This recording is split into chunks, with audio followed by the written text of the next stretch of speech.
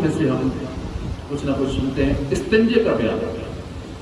استنجا جس کو صحیح نہیں کرنا آتا وہ کتنی غلطیاں کرے گا، ناپاک رہے گا، وضو کیسے کرے گا جب استنجا ہی ٹھیک نہیں ہے۔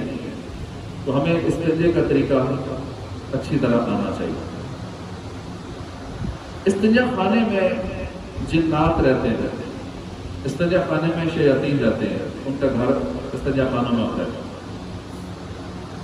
اگر جانے سے پہلے بسم اللہ پڑھ لی جائے تو اس بسم اللہ کی برکت سے وہ ستر نہیں دیکھ سکتے، ورنہ وہ بندے کو ننگی حالت میں دیکھتے تھے۔ حدیث پاک میں جن کی آنکھوں اور لوگوں کے ستر کے درمیان پردہ یہ ہے کہ جب پاخانے کو جائے تو بسم اللہ کہہ لیں۔ پہلے اگر سستی ہوتی تھی تو اب شروع کر دیں، جب بھی واش روم جائیں اس سے پہلے بسم اللہ پڑھ کے جائیں، جو واش روم میں جانے کی دعا ہے وہ دعا پڑھ کے جائیں۔ جیسے دیوار اور پردے لوگوں کی نگاہوں کے لیے آڑ بنتے ہیں، ایسے ہی یہ اللہ کا ذکر جنات کی نگاہوں سے آڑ بنے گا۔ جنات اس کو دیکھ نہیں سکیں گے، جنات سے ہم چھپ جائیں گے، لیکن جب بسم اللہ نہیں پڑھیں گے تو جنات دیکھیں گے بھی، شاید نقصان بھی پہنچا دیں گے۔ استنجا خانے میں داخل ہونے سے پہلے بسم اللہ پڑھ لیجیے، بلکہ بہتر ہے کہ یہ دعا پڑھ لیجیے، بسم اللہ اللہم انی اعوذ بک من الخبث والخبائث۔ اول آخر درود پاک پڑھ کے یہ دعا پڑھ لینی چاہیے، یعنی اللہ کے نام سے شروع، یا اللہ میں گندی اور ناپاک چیزوں سے تیری پناہ مانگتا ہوں۔ میرے ساتھ ایک بات دوہرا لیں، بسم اللہ اللہم انی اعوذ بک من الخبث والخبائث۔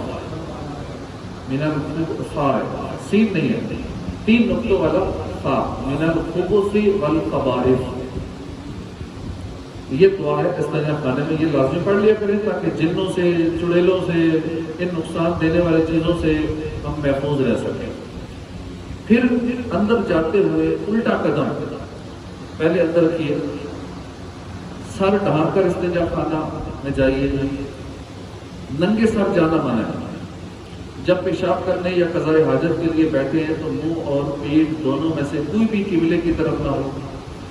اگر بھول کر قبلے کی طرف منہ یا پشت کر کے بیٹھ گئے تو یاد آتے ہی فوراً قبلے کی طرف سے رخ بدل دیں، کم از کم 45 ڈگری سے باہر ہو جائیں۔ اس میں امید ہے کہ فوراً اس کے لیے مغفرت اور بخشش فرما دی جائے۔ بچوں کو بھی قبلے کی طرف منہ یا پیٹھ کر کے پیشاب پخانا نہ کرائیں، اگر کسی نے ایسا کیا تو وہ گناہ گار ہوگا۔ جب تک قضائے حاجت کے لیے بیٹھنے کے قریب نہ ہو جائیں تب تک کپڑا بدن سے نہ ہٹائیں، اور نہ ہی ضرورت سے زیادہ بدن ننگا کریں۔ پھر دونوں پاؤں ذرا کشادہ کریں، کھلے کر کے بائیں پاؤں پر زور دے کر بیٹھیں، کہ اس طرح بڑی آنکھ کا منہ کھلتا ہے۔ بائیں سائڈ پہ زور دیں، بڑی آنکھ کا منہ کھلتا ہے اور اجابت آسانی سے ہوتی ہے۔ کسی دینی مسئلے پر غور نہ کریں کہ محرومی کا باعث ہے، اس وقت چھینک، سلام، اذان کا جواب زبان سے نہ دیں۔ اگر خود چھینکے تو زبان سے الحمدللہ نہ کہیں، دل میں کہیں، باتیں نہ کریں، اپنی شرمگاہ کی طرف نہ دیکھیں، نجاست جو نکلی ہے اس کو نہ دیکھیں، خواہ دیر نہ لگائیں، استنجا خانے میں دیر نہ لگائیں، نہ بیٹھیں، کہ اس سے بواسیر ہونے کا اندیشہ ہے۔ جو زیادہ واش روم میں استنجا خانے میں بیٹھنے کے عادی ہوتے ہیں، اندر ہی بیٹھ کے سگریٹ پیتے رہیں گے، اندر ہی بیٹھ کے موبائل پہ لگے رہیں گے، تو ان کو بواسیر ہونے کا اندیشہ ہے۔ پیشاب میں نہ تھوکیں، نہ ناک صاف کریں، نہ بلا ضرورت کھنکارے، نہ بار بار ادھر ادھر دیکھے، نہ بیکار بدن کو ٹچ کرے، چھوئے، نہ آسمان کی طرف نگاہ کرے، بلکہ شرم سے سر کو جھکائے۔ قضائے حاجت سے فارغ ہونے کے بعد پہلے پیشاب کا مقام ہوئے، پھر پاخانے کا مقام ہوئے۔ پانی سے استنجا کرنا مستحب طریقہ ہے کہ ذرا کشادہ ہو کر بیٹھے اور سیدھے ہاتھ سے آہستہ آہستہ پانی ڈالیں، الٹے ہاتھ کی انگلیوں کے پیٹ سے نجاست کے مقام کو دھوئے، انگلیوں کا سرا نہ لگنے پائے، یہ سرا نہ ٹچ ہوتا ہے، انگلیوں کا یہ جگہ، انگلیوں کے پیٹ سے دھوئے، اس جگہ سے دھوئے، سرے سے نہ دھوئے۔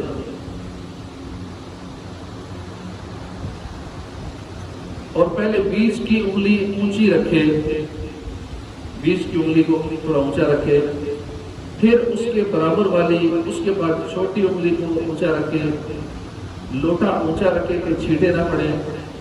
سیدھے ہاتھ سے استنجا کرنا مکروہ ہے، اور دھونے میں مبالغہ کرے، یعنی سانس کا دباؤ نیچے کی جانب ڈالے۔ جب دھو رہا ہو تو سانس سے نیچے دباؤ ڈالے یہاں تک کہ اچھی طرح نجاست کا مکان دھو جائے، یعنی اس طرح کے چکنائی کا اثر باقی نہ رہے۔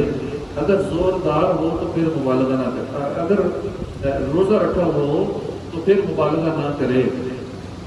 اگر روزہ نہیں ہے تو پھر یہ حکم ہے، زور لگانا ہے، سانس لینا ہے، سانس سے دباؤ ڈالنا ہے۔ روزے کی حالت میں زور نہیں لگانا، اس سے کیا ہوگا کہ پیشاب کی جگہ باہر نکل آئے گی، جب باہر نکلے گی آپ پانی ٹچ کریں گے، پانی لگائیں گے، جب کھڑے ہوں گے وہ جگہ اندر جائے گی تو روزہ ٹوٹ جائے گا۔ اب اس طرح لوگوں کی توجہ نہیں ہوتی، اور یہ عموماً ان کو مسئلہ ہوتا ہے جو مرچیں زیادہ کھا لیتے ہیں، مرچوں والا سالن کھا لی، سبز مرچ کھا لی، اب ان کو جلن سی ہوتی ہے۔ جب جلن ہوتی ہے تو پھر پانی سے دھوتے ہیں، پانی سے جب دھوتے ہیں تو جب کھڑے ہوتے ہیں تو وہ چیز اندر چلی جاتی ہے، اب ان کا روزہ ٹوٹ جاتا ہے۔ اگر ایسا مسئلہ ہو تو پھر پہلے اس کو خشک کریں کپڑے سے یا کسی اور چیز سے، پھر کھڑے ہوں۔ اگر ایسے ہی کھڑے ہو گئے اور تری لگی ہوئی ہے، وہ تری اندر چلی گئی، روزہ ٹوٹ جائے گا۔ اکثر لوگوں کو اس مسئلے کا پتہ بھی نہیں ہے، وہ سمجھتے شاید منہ سے کھانے سے یا کان سے، ناک سے، آنکھ سے کوئی چیز اندر جائے تو روزہ ٹوٹتا ہے، تو اس طرح بھی روزہ ٹوٹ جاتا ہے۔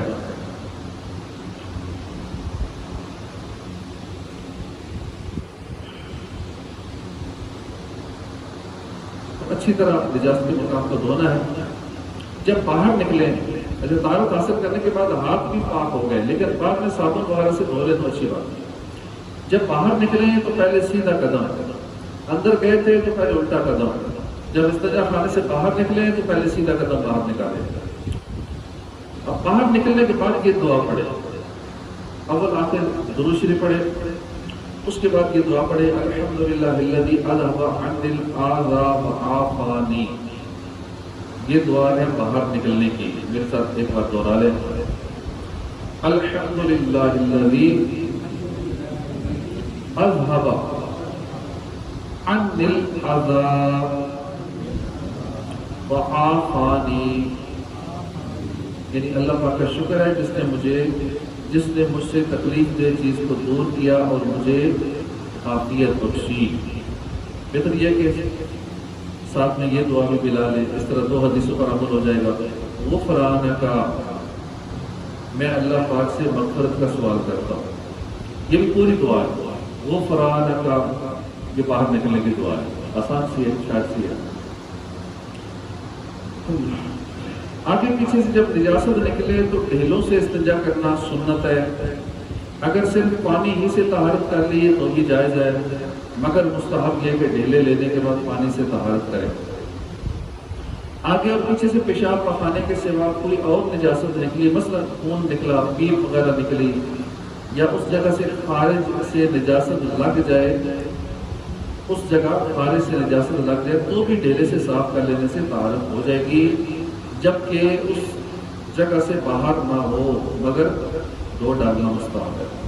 ڈھیلوں کی کوئی تعداد فکس نہیں ہے کہ اتنی ہی تعداد ہونی چاہیے، بلکہ جتنے سے صفائی ہو جائے، تو اگر ایک سے صفائی ہو جاتی ہے تو سنت ادا ہو گئی، اگر 3 ڈھیلے لیے اور صفائی نہیں ہوئی تو سنت ادا نہ ہوگی، البتہ مستحب ہے طاق عدد ہو، 1 ہو، 3 ہو، 5 ہو، کم سے کم 3 ہو، تو اگر 1 یا 2 سے صفائی ہو گئی تو 3 کی گنتی پوری کر لیں، اگر 4 سے صفائی ہو گئی ہے تو 1 اور لے لیں، 5 کر لیں، پاک ہو جائیں گے۔ ڈھیلوں سے طہارت اس وقت ہوگی کہ نجاست سے مخرج یعنی خارج ہونے کی جگہ، کہ آس پاس کی جگہ 1 درم سے زیادہ آلودہ نہ ہو۔ اگر درم سے زیادہ سن جائے تو دھونا فرض ہے، مگر ڈھیلے لینا ابھی سنت رہے گا۔ کنکر، پتھر، پھٹا ہوا کپڑا، یہ سب ڈھیلے کے حکم میں ہے۔ کنکر، پتھر، پھٹا ہوا کپڑا، یعنی یہ درزی کے لیرے جو ہوتے ہیں، یہ درزی پھینک دیتے ہیں نا، تو کئی سمجھدار لوگ استنجے کے لیے ان سے لے لیتے ہیں، کیونکہ انہوں نے جو ضائع کرنی ہوتی ہیں بوریوں کی بوریاں پھینکتے ہیں، تو بہتر ہے درزیوں سے وہ کترنے وہ لے لی جائیں اور کستنجے کے لیے اس کو استعمال کیا جائے، کیونکہ وہ بھی ڈھیلے کے حکم میں آتی ہے۔ درزے کی کترت یا ویسے کہیں سے بھی کترت مل جائے، گھر میں ہو یا اس طرح، اس کو استنجے کے لیے استعمال کر سکتے ہیں، وہ بھی ڈھیلے کے حکم میں ہے، ان سے بھی صاف کر لینا بلا کراہت جائز ہے۔ درزی کا کپڑا بے قیمت کترن سوتی کاٹن ہو تو جلدی اس میں جذب ہو جائے گی۔ ہڈی اور کھانے اور گوبر، پکی اینٹ، ٹھیکری، شیشہ، کوئلہ، جانور کے چارے سے اور ایسی چیز سے جس کی کچھ قیمت ہو، چاہے 1 پیسے کی قیمت ہو، ان چیزوں سے استنجا کرنا مکروہ ہے۔ کاغذ سے استنجا منع ہے، اگرچہ اس پر کچھ لکھا نہ ہو یا ابو جہل جیسے کافر کا نام لکھا ہو۔ کئی لوگ ٹیشو پیپر سے استنجا کرتے ہیں، اس پہ کچھ لکھا بھی ہوتا ہے، تو لکھائی کا تو بہت ادب ہے۔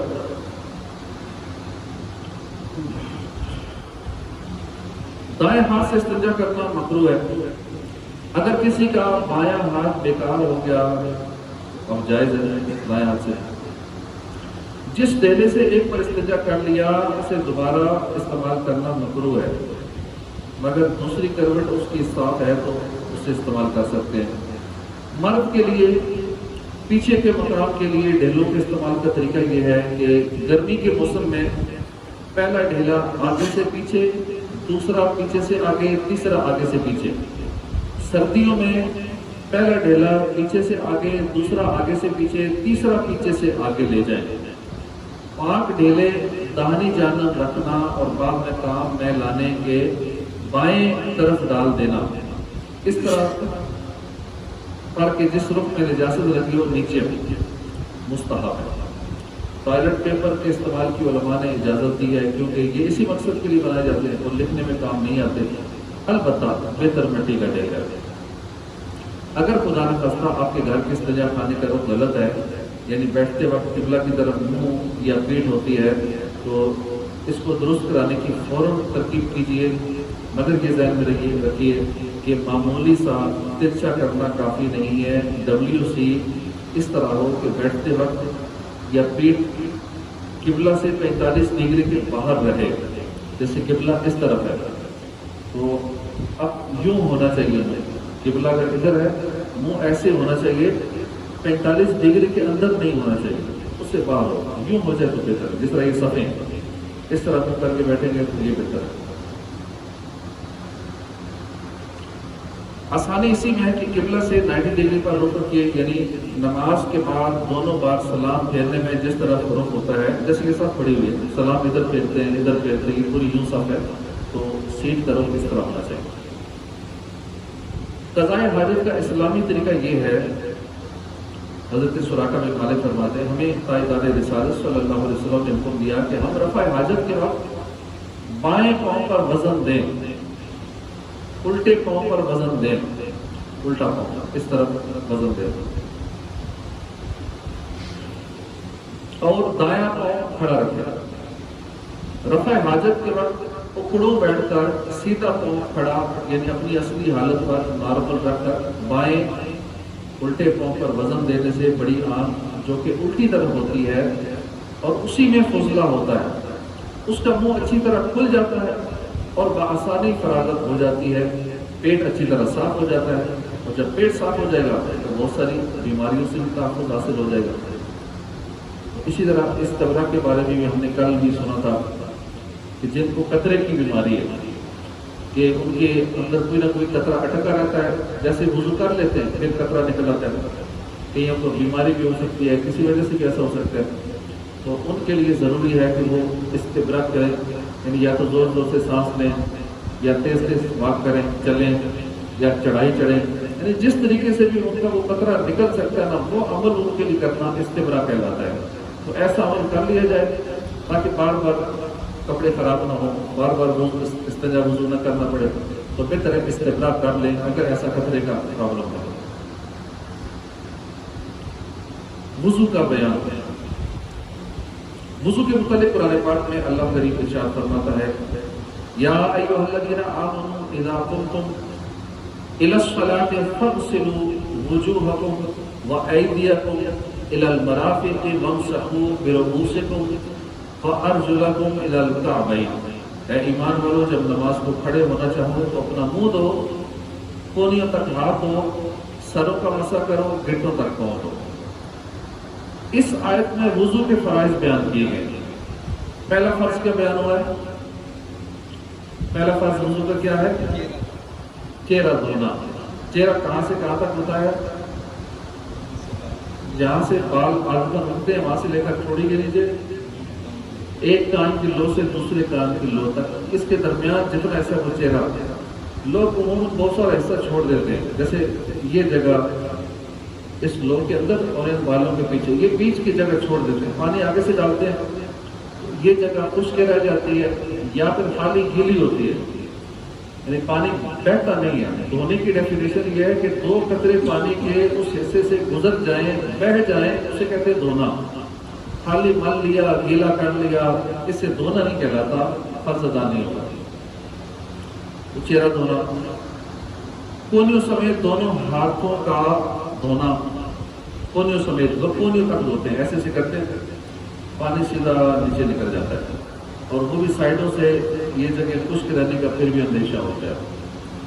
یہ طریقہ درست نہیں ہے جس طرح اکثر لوگ کرتے ہیں. تیسرا ہے سر کا مسح کرنا. چوتھا ٹخنوں سمیت دونوں پاؤں کا دھونا. حدیث پاک میں وضو کی فضیلت کے بارے میں آیا ہے کہ جب آدمی وضو کرتا ہے تو ہاتھ دھونے سے ہاتھوں کے گناہ، چہرہ دھونے سے چہرے کے گناہ، مسح کرنے سے سر کے گناہ، پاؤں دھونے سے پاؤں کے گناہ جھڑ جاتے ہیں. ایک اور حدیث پاک میں ہے، حضور نے فرمایا جنت کی کنجی نماز ہے، نماز کی کنجی وضو ہے. ہمیشہ جو بندہ باوضو رہتا ہے اس کے فضائل، ملائکہ اس کی صحبت میں رغبت کرتے ہیں. جو بندہ اکثر باوضو رہتا ہے فرشتے خوش ہوتے ہیں اس بندے کے ساتھ رہنے میں. قلم اس کی نیکیاں لکھتا رہتا ہے. کتنا بڑا یہ فائدہ ہے کہ صرف وضو کر لینا ہے، لگاتار نیکیاں لکھی جاتی رہیں گی. نیکیوں کا میٹر چلتا رہے گا، سوتے ہوئے بھی نیکیاں لکھی جاتی رہیں گی. اس کی اعضاء تسبیح کرتے ہیں. ہم زبان سے بولے نہ بولے، ہمارے سارے اعضاء اللہ کی تسبیح کرتے ہیں، لیکن باوضو ہونا ضروری ہے. تکبیر اولیٰ فوت نہیں ہوتی. جب سوئے اللہ پاک کچھ فرشتے بھیجے جنوں انس کے شر سے اس کی حفاظت کریں. اگر ہم چاہتے ہیں کہ ہم سوتے ہوئے محفوظ رہیں، جن نقصان نہ پہنچائیں، کوئی انسان بھی نقصان نہ پہنچائے، تو باوضو ہو کر سویا کریں. انشاءاللہ فرشتے حفاظت کریں گے. فرشتے جس کے گارڈ ہوں گے کیسا خوش نصیب ہے. وہ سو رہا ہے، فرشتے اس کے لیے ڈیوٹی کر رہے ہیں. انسانوں سے بھی بچاتے ہیں اس کو جنوں سے بھی بچاتے ہیں. آج کے بعد نیت کر لیں آئندہ باوضو سوئیں گے. جب موت آئے تو سکرات موت اس پر آسان ہو جائے گی. یہ بھی کتنا بڑا فائدہ ہے. موت کی سختیاں تو بڑی شدید ہیں، لیکن صرف وضو کرنا کتنا آسان سا کام ہے. سکرات موت اس پہ آسان ہو جائے گا. موت کی تکلیفیں جب تک باوضو رہے امان الہی میں رہے. وضو کا طریقہ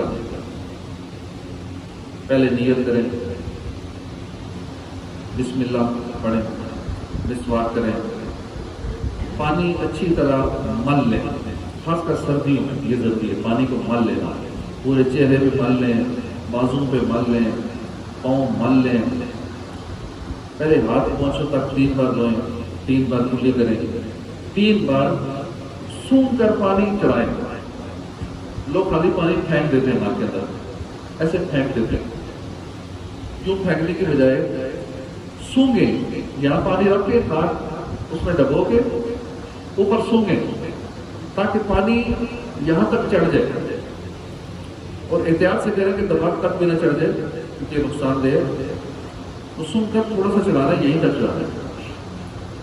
پہلے نیت کرنا، بسم اللہ پڑھنا، مسواک کرنا، دونوں ہاتھ کلائیوں تک دھونا، 3 مرتبہ کلی کرنا، 3 مرتبہ ناک میں پانی چڑھانا، 3 مرتبہ چہرہ دھونا، پورے سر کا مسح کرنا، ٹخنوں سمیت دونوں پاؤں 3 بار دھونا. وضو کے بعد کی دعا پڑھنا، اس طریقے سے وضو کریں گے اور درست وضو کریں گے تو انشاءاللہ ہمیں عبادت کا مزہ بھی آئے گا۔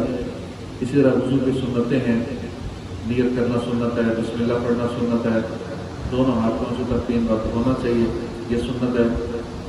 3 بار مسواک کرنا، 3 چلو سے 3 بار کلی کرنا، اگر روزہ نہیں ہے تو پھر گرگرا کرنا، 3 چلو سے 3 بار ناک میں پانی چلانا، داڑھی ہو اور احرام میں نہیں ہے تو فلال کرنا، ہاتھ اور پاؤں کی انگلیوں میں فلال کرنا، پورے سال کا ایک ہی بار مسح کرنا، کانوں کا مسح کرنا، فرائض میں ترتیب قائم رکھنا، یعنی فرض اعضاء میں پہلے منہ پھر ہاتھ دونوں سمیت دھونا، پھر سر کا مسح کرنا، پھر پاؤں دھونا، پیر در پہ وضو کرنا، یعنی ایسا نہ ہو کہ ایک خشک ہو جائے پھر دوسرا دھوئیں، وہ خشک ہو جائے پھر تیسرا دھوئیں، اس طرح نہیں، لگاتار پیر در پہ وضو کرنا۔ وضو توڑنے والی چیزیں، پیشاب کرنا، پاخانہ کرنا، بدن سے خون کا نکلنا، پیپ کا نکلنا، اور نکلنے کے بعد بہہ جانا، آنکھ یا کان کے اندر دانا پھٹا اور پیپ باہر نہ نکلی تو وضو نہیں ٹوٹے گا۔ خون یا پیپ وغیرہ کی ایسی الٹی ہونا جسے عموماً روکا نہیں جا سکتا، یعنی منہ بھر کے، بیماری کی وجہ سے یا کسی وجہ سے بے ہوش ہو جانے سے وضو ٹوٹ جاتا ہے۔ نماز میں ٹانکا لگا کے ہنسنا، اسے وضو ٹوٹ جاتا ہے۔ درد یا مرض کی وجہ سے آنکھ سے آنسو بہنا، درد یا مرض کی وجہ سے آنکھ سے آنسو بہنا، منہ سے ایسا تھوک نکلنا جو خون کی وجہ سے لال رنگ کا ہو گیا ہو، اس سے وضو ٹوٹ جاتا ہے۔ انجیکشن ڈرپ لگانے کی صورت میں بہتی مقدار میں خون نکلنا، وہ ڈرپ جب لگاتے ہیں تو تھوڑا سا خون پیچھے آتا ہے، اس سے وضو ٹوٹ جاتا ہے۔ خون ٹیسٹ کروانا، اس سے وضو ٹوٹ جاتا ہے۔ چھالے سے پانی بہنا،